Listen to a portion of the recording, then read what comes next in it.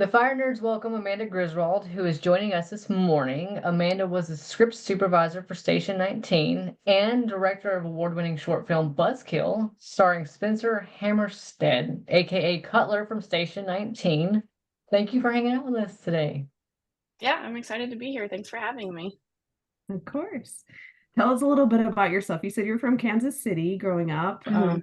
What was your life like growing up, and what did you want to be when you grow up? Like, what were your thoughts? So I grew up actually on a farm outside of Kansas City. So like grew up with like 30 acres, tromping through the fields and all of that. So like I loved books. I was constantly reading, was like, I know I'm gonna move to a city. Like, I don't know about this small town life. It's not for me. Like I want to explore more stuff. But like I always knew I was like, I'm super glad that I got to grow up this way and then I can move later versus the inverse a little bit. Um, but growing in college, I majored in art history. I love art, I love museums, I love painting, I love artists. And so I was like, well, the only way to really get any kind of meaningful job in art is to go get your PhD. And I was like, I don't really want to do that. So I was like, okay, like what else is there? And my husband has always wanted to be in film. So he was like, I want to go, I need to get my master's. And he's like, I want to be in LA. So he went to USC to get his MFA at their film and television program. And so I was like volunteering on a weekend as a PA, and I was like, oh, wow, film sets are amazing. Like, I love the energy, I love the people. Like, these are the artists that I understand. Like, I totally get this. So I started just volunteering on sets. And one day someone was like, oh, crap, we don't have a script supervisor. Like, can you do this? And I was like, what is it? Like, what even is that job? And they kind of like gave me a 5 minute rundown. And I was like, oh, that seems simple. I could do that. Come to find out, there's a lot more to it than that 5 minute rundown. But so I started doing it and I fell in love with it. I love being on set. I love talking to every department. And then as the more I did it, the more I was like, oh, I also am really interested in directing. And I was like, oh, this is actually a path to directing and I can direct and I'm learning all the time. So like it was just this lovely, slow, gradual thing of all of the stuff happening that you don't expect. And then you're like, oh, this is exactly where I'm supposed to be. Amazing. Can you walk us through a typical day on set? Like, what does this, you kind of like touched upon it a little bit, what script, a supervisor does, but like, what's a day in the life for you? So for me, the worst kind of fault that I have is that I roll up right at the end of the safety meeting. I'm not the most, like, I'm always on time for rehearsal, but I'm not there like everyone else on set gets there, 15 minutes early. They have breakfast, do whatever. I roll up right as rehearsal starts at the beginning of the day. And so we go do rehearsal for the first scene. We do that. If there's anything I have for blocking or anything to remind the director about from, a previous scene or props or anything, we get that all taken care of. And then everyone sets up, and then I go eat breakfast. And then, we just start the day.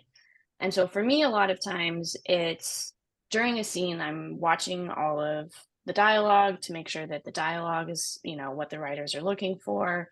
And if, if the actor is saying something a little bit different, but it's close enough, I check to be like, is that fine? And they're usually like, yeah, it's fine. Or they're like, oh no, like we really need to hit like this specific word because it affects something later in the scene or a different scene. Um, Stuff like that. If they've forgotten a line, it's checking with different departments of like, okay, so like in this scene, it seems fine, but I know in a later scene, like they have a bag. So we need to make sure that like they have a bag in this scene so it all flows really well. Um, just in talking to different departments. And then I'm also making notes for the editor, like the whole time we're shooting. So that way they know what each camera is getting because we're a 3 camera show. And so it's, when they get dumped terabytes of footage, they know what they're looking at, what each camera did for each scene.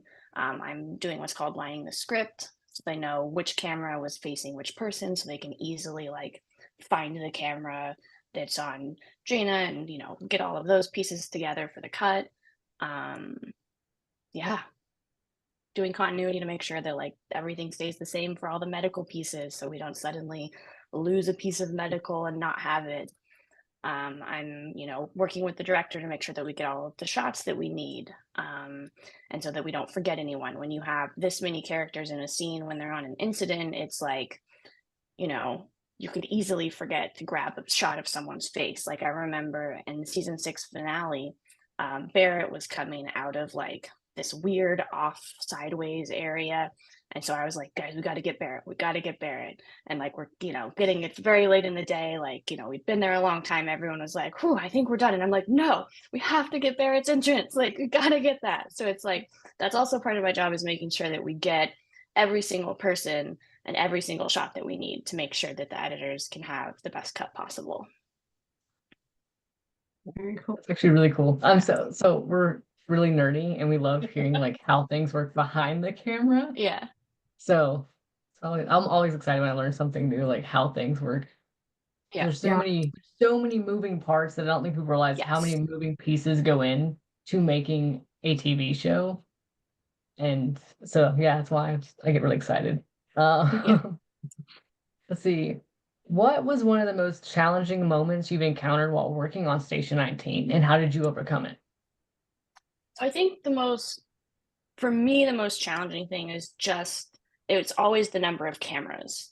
And it's how much we're shooting all at once with 7 people in a scene.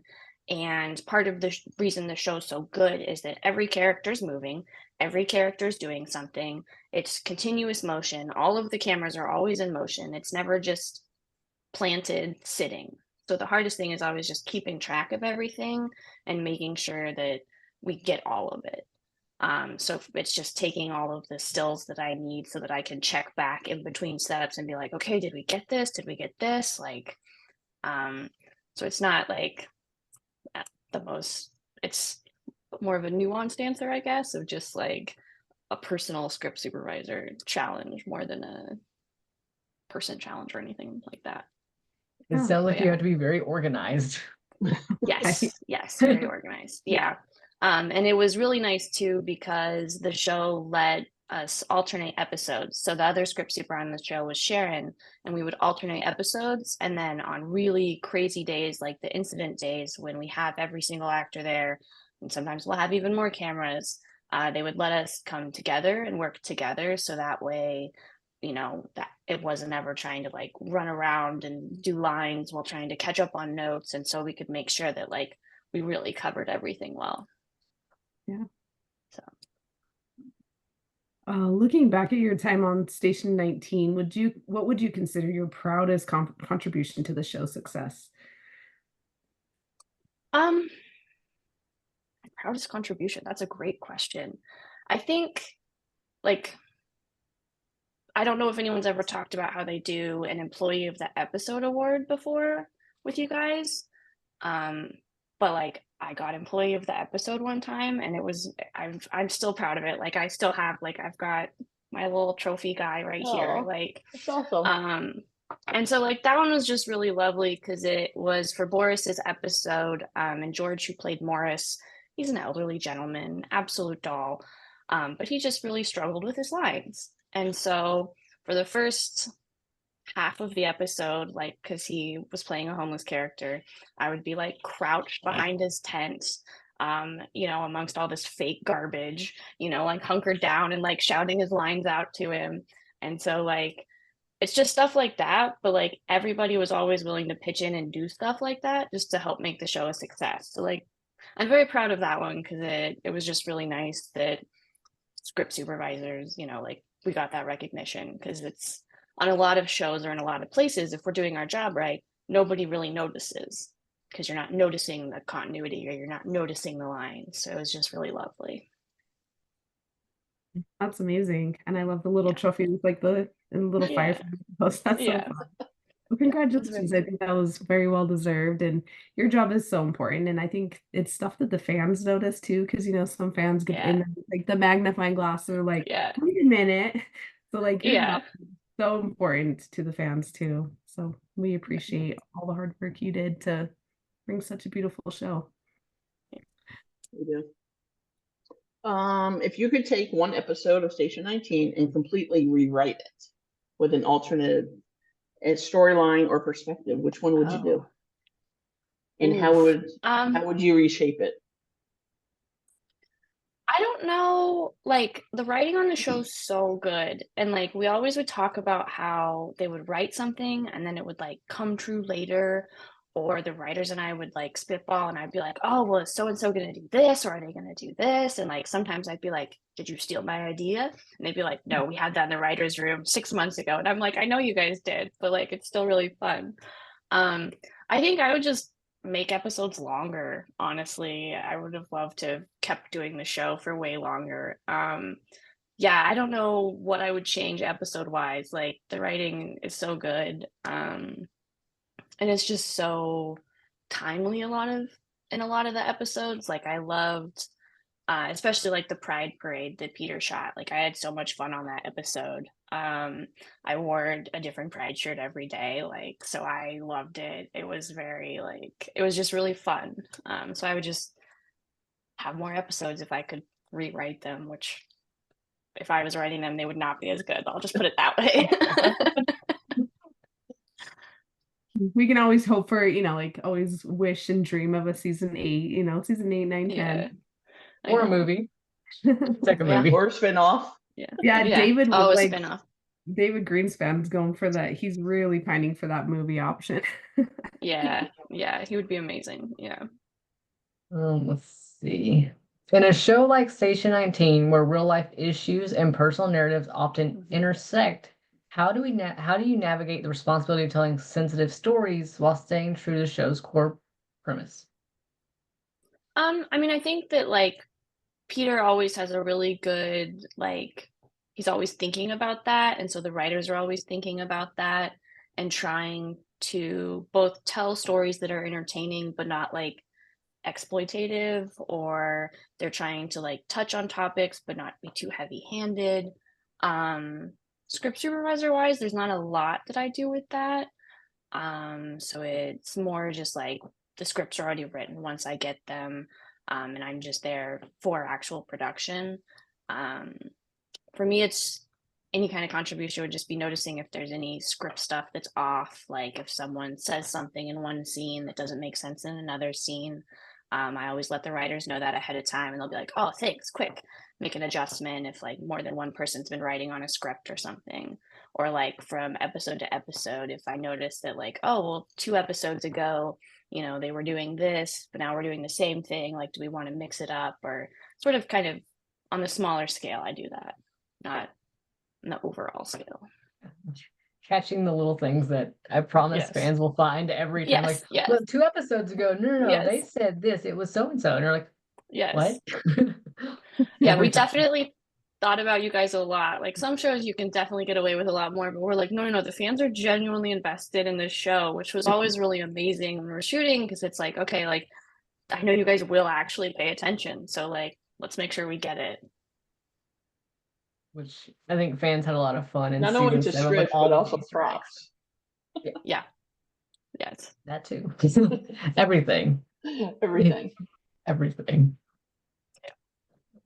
Let's see. And I wanted to throw a shout out in here for Lori Schindel. She provides a lot of these questions that are being asked, and Nice. so props to her. She does a really good job with these questions and gets really in depth. So the next one I wanted to ask you is Stefania is known to like improvising. How did her familiarity with her character's arc influence her approach to directing her episode in season 7?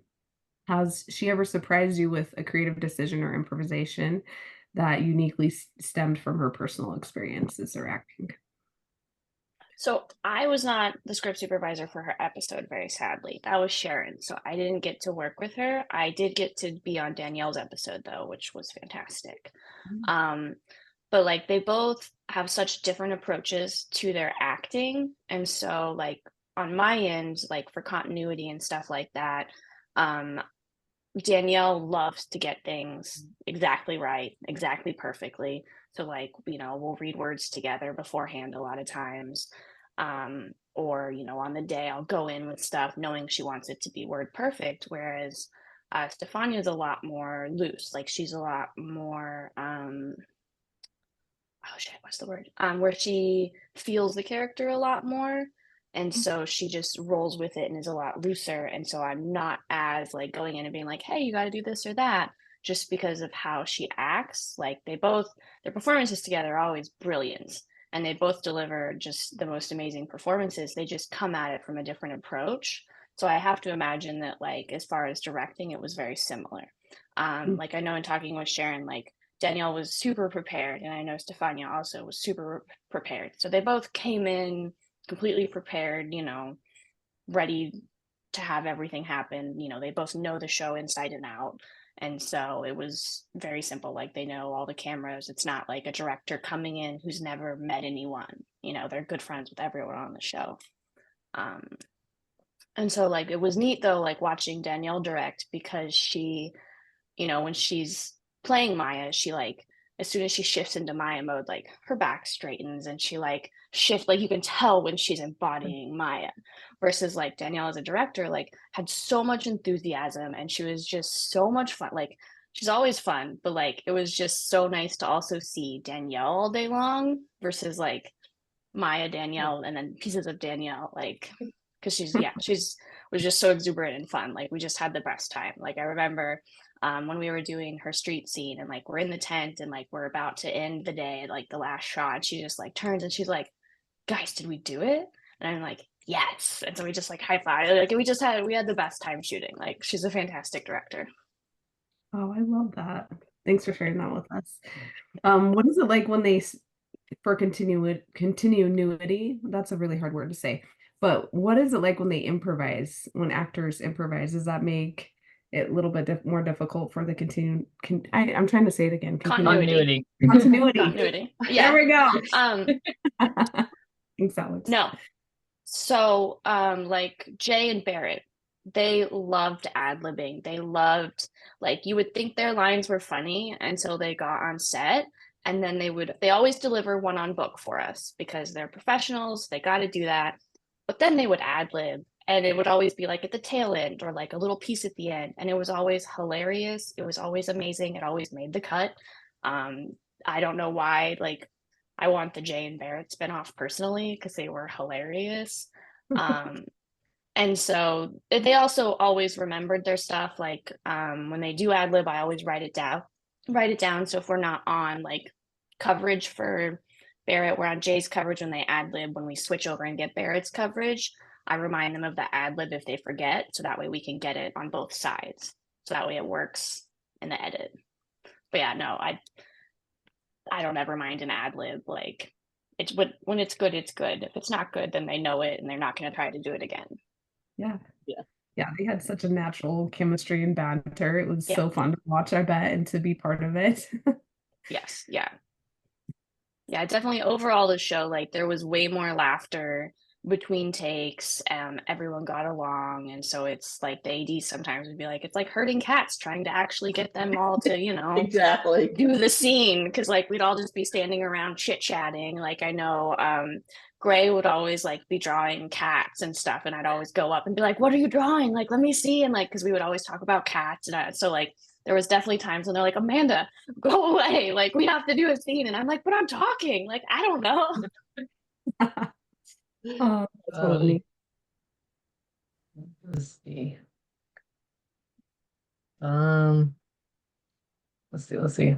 Well, on that note, I do want to say we've heard plenty of times that trying to film everyone in the beanery was a very difficult task. Because they're all over the place. Let's see. We have a lot of questions. Amanda, did you have a favorite storyline? Oh, favorite storyline.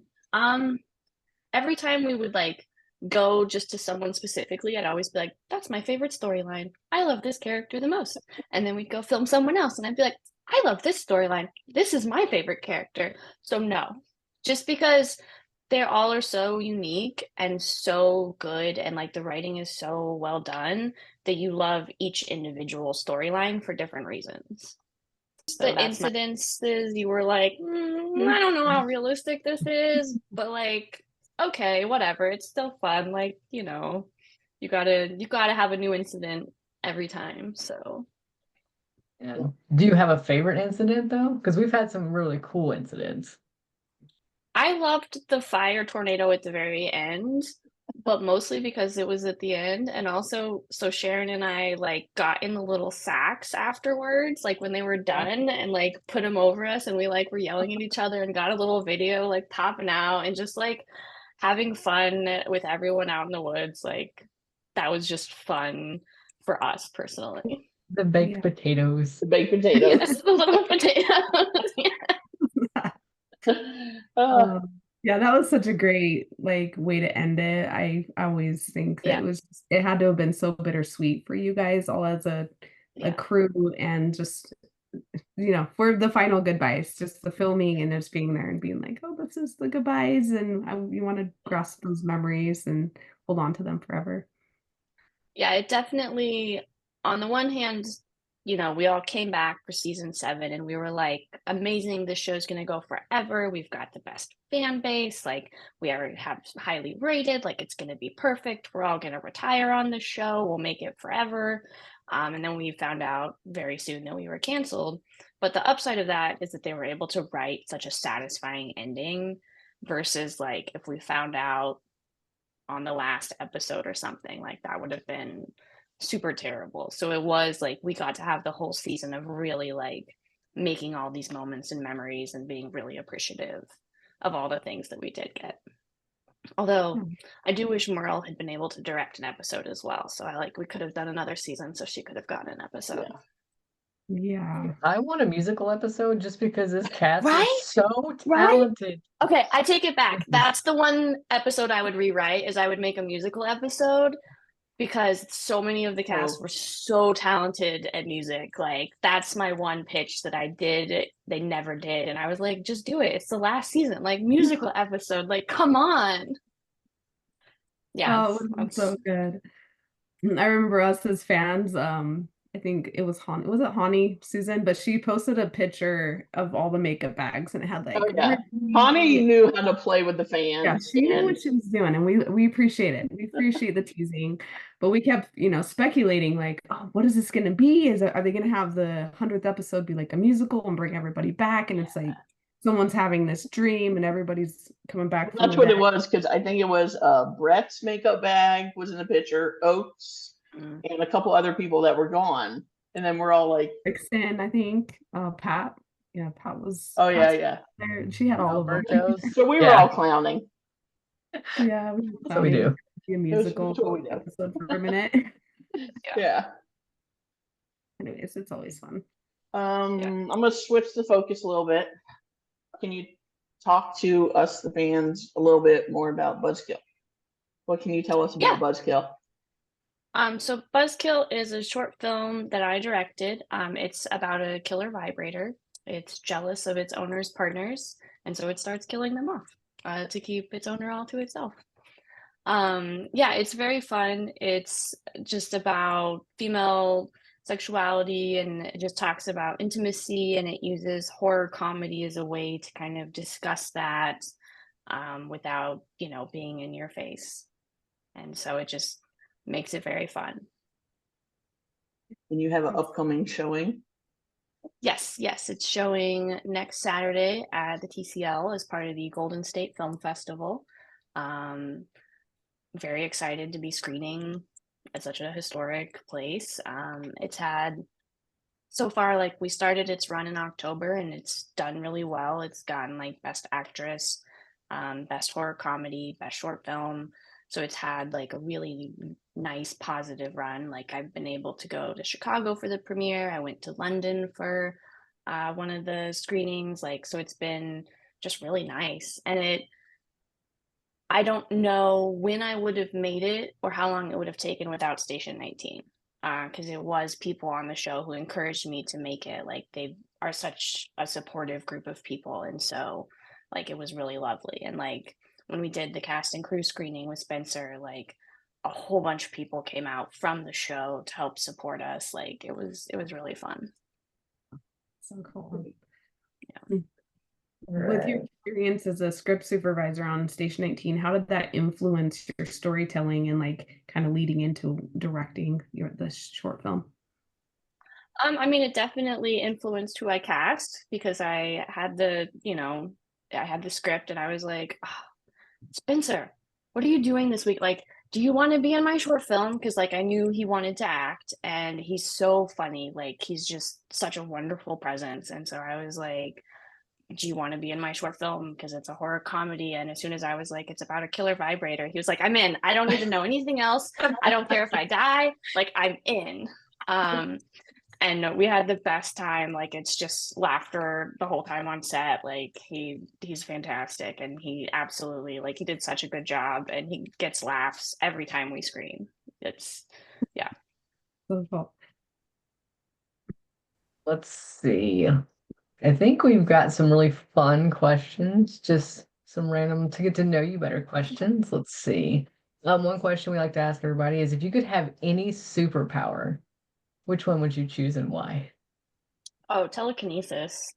Absolutely. So that my coffee cup, oh no, I left it on the counter table. Yeah. Solved.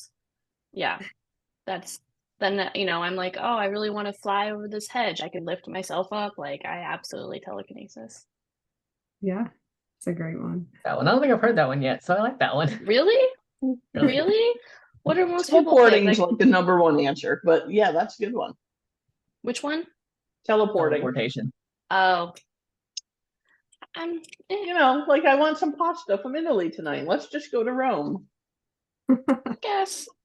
I feel like Telekinesis does seem super useful though, and you could technically get yourself there if you needed to. you could. And that your bank account's a little low. Let me just lift some money or a plane ticket. Just boop, boop, boop, boop, boop. I just feel like I would use it more, Yeah, it'd be great. I also, I don't know, teleporting, you miss the journey then too. So I'm all about the journey and getting stuff done on the journey or being in the moment. So yeah, I don't know. I like that answer. I like that. Yeah, the little parts that you forget about that are important. Yeah. That's fun. Did you steal anything from the set? And what was it? I absolutely did. That last day, Sharon and I actually started the stealing on the last day of we're like, oh, are we going to be using this? Are we going to be using this? I got some towels that have the logo on them. I actually took I needed a new measuring cup. So I took a measuring cup from the kitchen. I took my chair back, of course. I don't know if that was really stealing because they were like, do you want it? But yeah, it's, I don't know, probably some other stuff that I don't think about, but it was just it was definitely bittersweet. Yeah.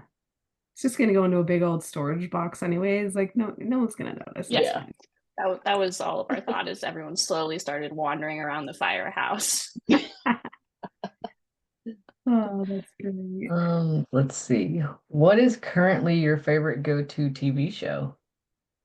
Severance. I'm obsessed with Severance. I'm not caught up, so no spoilers.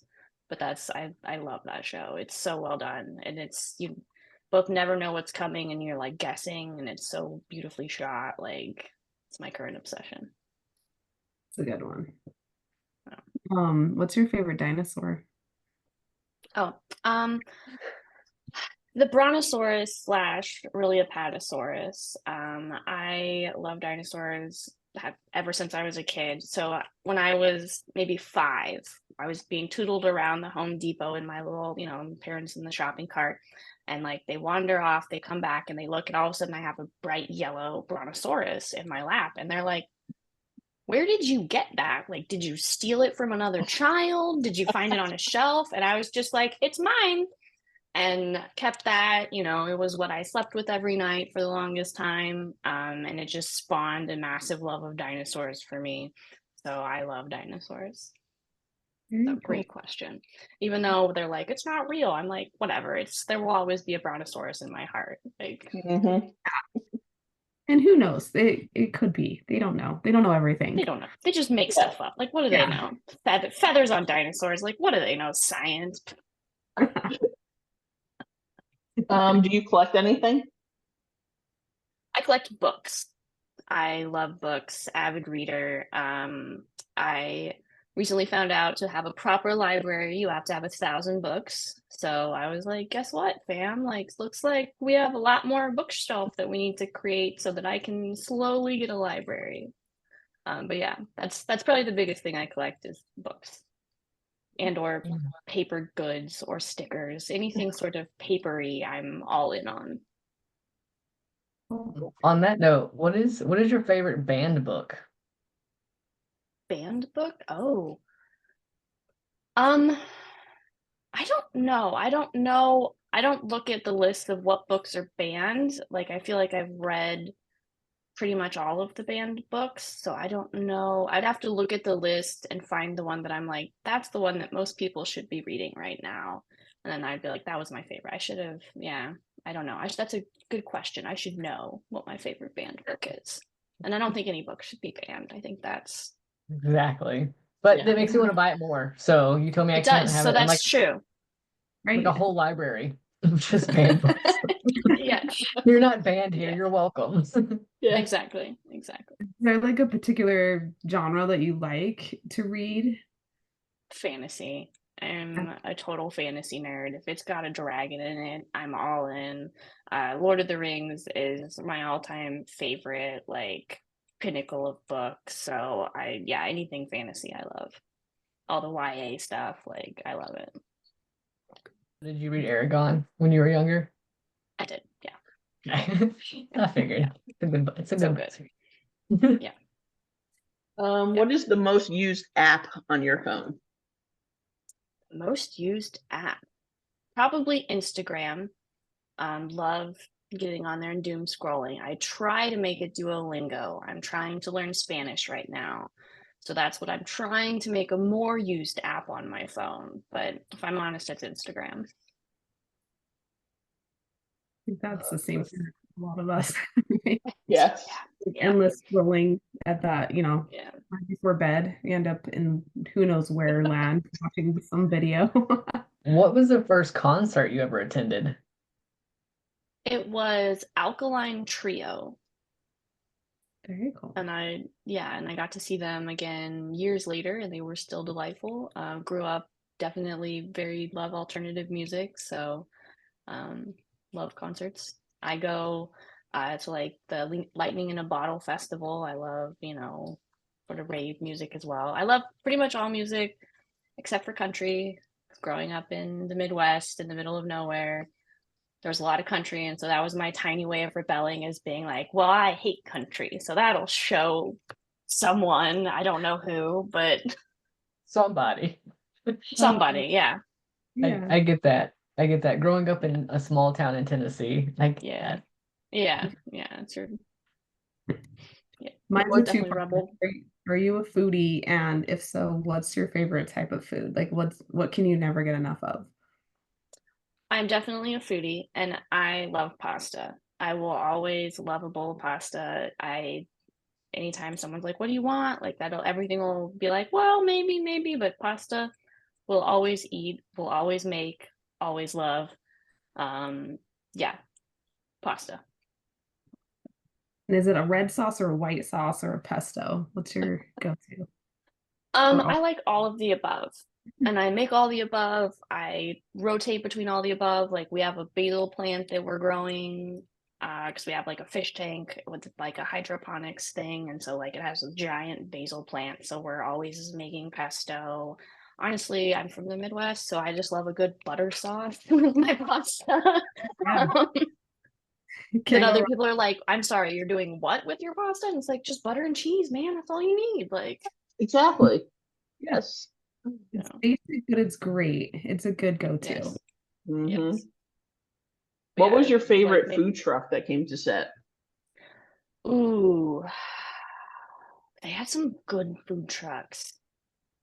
I really liked when the fry truck would come. I love fries, so they do like things with fries with like a bunch of crap on top, and I loved that. I like the savory trucks more than the dessert trucks. So I preferred those. I still ate all the dessert trucks, don't get me wrong. But yeah. Yeah, I loved the food truck. We always looked forward to like that last day when we're like, it's food truck day. And like I would kind of know because I'd be sitting there at Video Village when they're like picking out the truck. And so they'd be like, oh, do we want to do like ice cream or like this or that? And I'd be like, ice cream, you know, putting my secret vote in. And then people were always like, do you know what the truck is? Do you know what we're doing? And I was like, I could either tell them or not. Sometimes they tried to keep it secret because they knew that I was always listening. Yeah. Let's see. What would be your dream vacation? Right now, my dream vacation is to go to New Zealand and do like the Hobbit tour. That's next on my list that I want to do is like a nice full Hobbit tour and like go climb the mountain and like all of that. So that's my dream vacation. Well, that sounds like fun. That's awesome. Have you seen the Airbnbs that are built like Hobbit houses? Yep. Would 100% be staying in one of those. They actually have somewhere in Arkansas, they did a similar thing. And so I'm like, I wish I knew people in Arkansas to be like, let's go and just hang out in a Hobbit hole for a while, guys. Like, that would be lots of fun. mm-hmm. Let's see, favorite actor or actress. Who do you admire the most? That's probably hard because you've worked with. That's very hard. That's very hard. I'm gonna say, in terms of who I've worked with, probably Mark Ruffalo, just because we worked on something that was very challenging for a lot of the crew, and he kept such a positive attitude and made everyone laugh the entire time while still giving a great performance. So he's up there on my list of like just high quality actors. That's amazing. Yeah. As a woman in the 21st century, how do you maintain your mental health?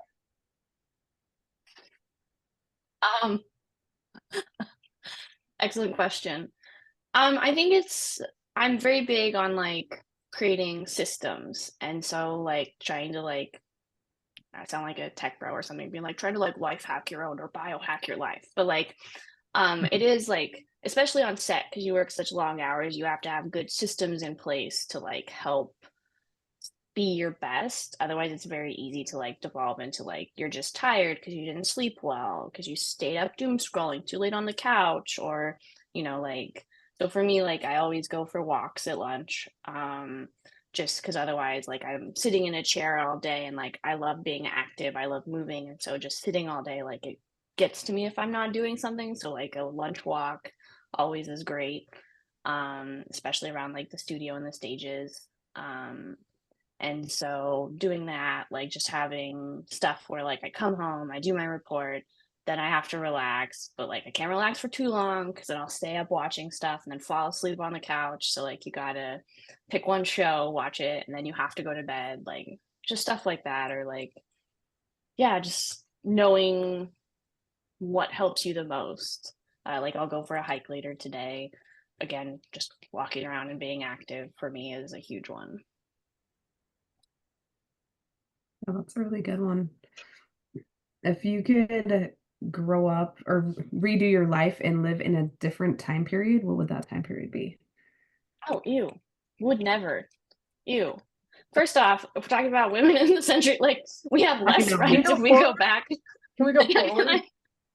Can I skip a few years? Like, would never go back. Like, future time period.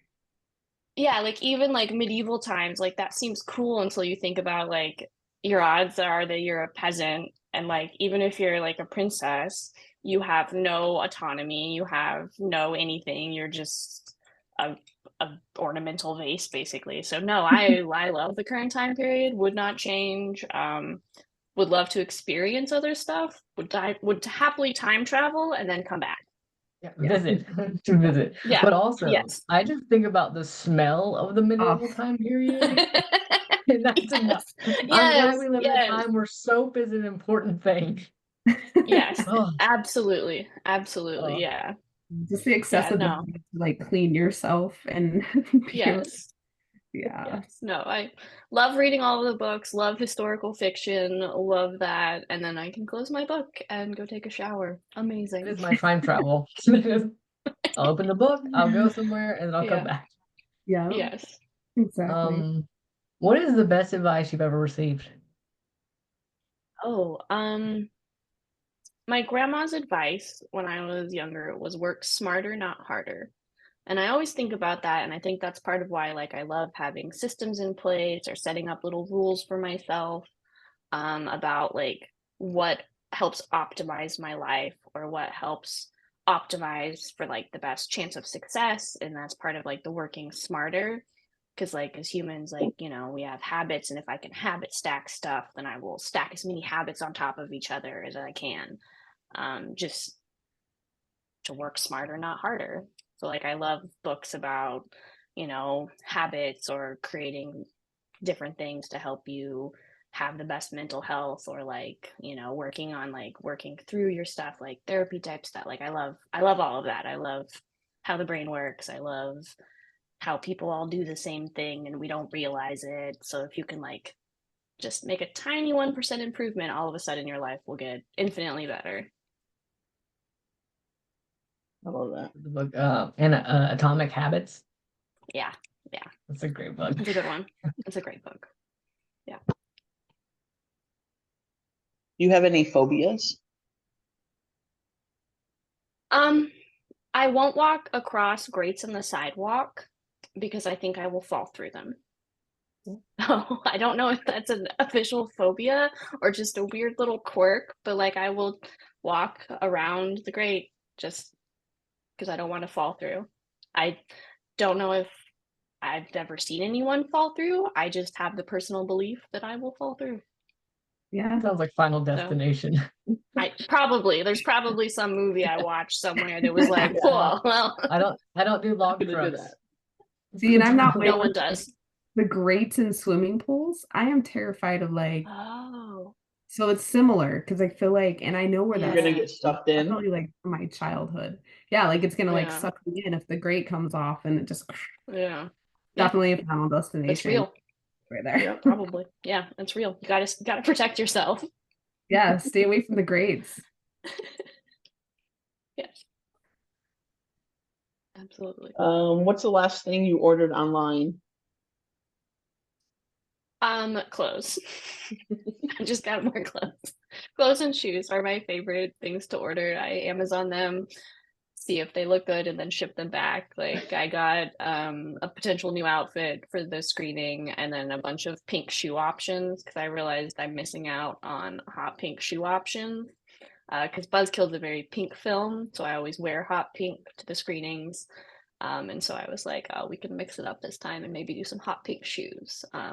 I think the ones that are going to be winners they're like pointed and then they have like giant hot pink tassels on them. So I'm really hoping that those work out. Love those. Can't wait to I- see it. Yeah. I do have a question. So your short film, once it's done at the film festival, are you gonna have it somewhere people can watch it? Yes. Yeah, I will definitely have a link and post it so people can watch it. Yeah, I need to I see love it. this. I love yeah. horror and I love comedy even more, Yeah. and this just sounds like the greatest thing ever. Yeah. I still, every time I watch it, it puts a smile on my face and it makes me laugh. And I love like when it's screened and hearing people laugh as they're watching it. Like that's just the best feeling. Yeah. Absolutely. And what's next for you, Amanda? So you're screening that right now. Are you working on any other projects currently? Yeah, so I'm currently writing the feature for it and I want to get that made as well because I think it's definitely a premise that could be a feature. And so I'm having a lot of fun writing that and trying to figure out because there's so many places it can go, trying to like narrow it down into like, okay, what's the story I want to tell? And yeah, I'm script supervising on other shows. I'm got a friend who has a short film that he wants to make, so it's just trying to keep making stuff and keep growing as a director and yeah, keep working and hoping that LA keeps getting more stuff and we keep getting more productions back in LA. Absolutely. It's the We'll hope. be here supporting you and cheering you on over here. And as soon as we see you posted your short film, we'll advertise it and watch it. And we're really excited for you. Sounds I'm amazing. gonna make Awesome, everyone thank you. around me watch it as well because that's what I do. Okay. Naturally, yes. Exactly. Do it. Yeah.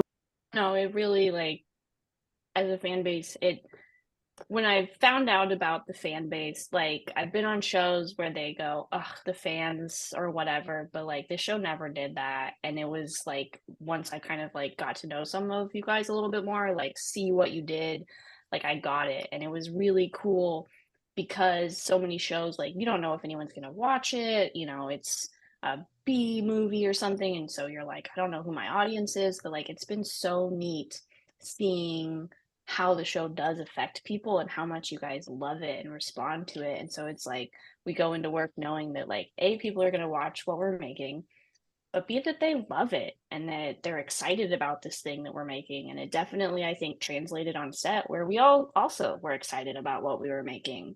And like I was always like, what's happening next as I'm like reading the script as soon as it comes out, like the pre-draft before it's official. And I'm like, ooh, what are they doing? But Yeah. like, yeah, no, it's really cool, and I love the artwork. That's really cool. I'm very excited to get it. Thank you. Yeah.